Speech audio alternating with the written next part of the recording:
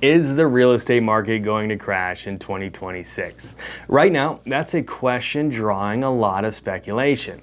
Some homeowners and sellers may very well even be waiting on the sidelines, anticipating a housing crash to happen. Honestly, I understand why you might feel a little nervous. Mortgage rates are still stubbornly above 6%. Prices are high, media loves dramatic headlines, and every slowdown suddenly gets framed like another 2008 crash. But when you actually look at the data, the picture is very different from all of the fear. So in this video, I want to break down for you what a housing crash actually requires, what economists are watching right now, and why 2026 probably looks more like a market reset than a market collapse. Why did the market crash in 2008? First, we need to understand something important. High prices alone do not create a housing crash. The 2008 collapse happened because the entire credit system underneath the market was fragile, risky lending, no documentation loans, teaser rate mortgages, speculative buying, and millions of people who simply could not afford the homes that they purchased. When those loans reset and people started defaulting due to the higher interest rates, forced selling exploded, prices collapsed. That's the key for a housing crash, is the forced selling.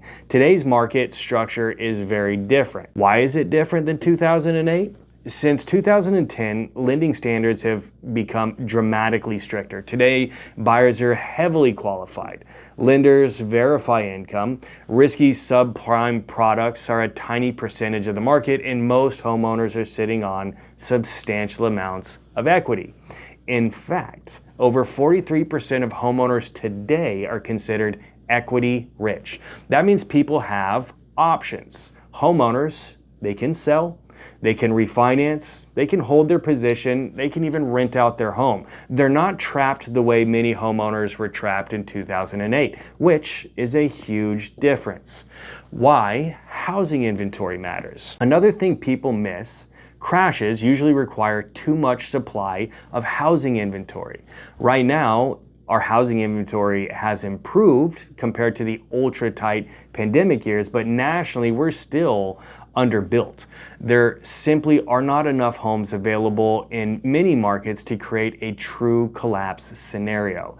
And here on the Eastside, the greater Seattle area, inventory dynamics are even more unique because of tech employment, land constraints, zoning, and long-term demand. But that doesn't mean prices only go up forever.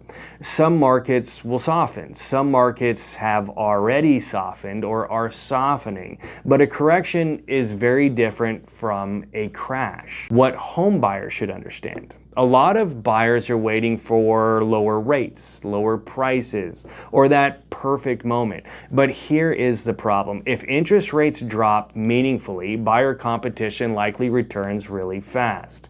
More competition often pushes home prices upwards again, meaning today's buyers are actually negotiating lower purchase prices, seller paid credits, rate buy downs, and stronger protections inside of their contracts. That leverage largely disappeared during the frenzy years. So I don't think the best question is, can I perfectly time the market? I think the better question is, does buying make sense for my situation? Now, what home sellers should understand. For sellers, pricing and preparation matter more now than they did years ago. In 2021, everything sold, and it sold for over asking price. Today, buyers are selective. Overpriced homes will sit on the market. Well-prepared homes will still move, and sellers with strong equity positions are still in very good shape overall. Your local real estate market matters most. One of the biggest mistakes consumers make is treating the national housing market like it's one giant market. It's not. Kirkland is different from Phoenix. Bellevue is different from Austin. Woodinville is different from Florida. Even on a micro scale, Edmonds, Washington performs differently than Snohomish, Washington. Condos and townhouses perform differently than single-family residential homes. Local inventory, employment, migration, and affordability matter more than national headlines. That's why local analysis matters. So, will the housing market crash in 2026? Based on the current data, probably not. Most economists are forecasting slower growth, modest appreciation, and a market reset, not a collapse. That doesn't mean every market behaves the same, and it definitely doesn't mean strategy stops mattering. If you're buying, selling, or just trying to make sense of today's market here in the greater Seattle area, I'm always happy to have a data-driven conversation about your situation. I'm Nate Casper with Windermere Real Estate in Kirkland, Washington. Thanks for watching, and I'll see you on the next video.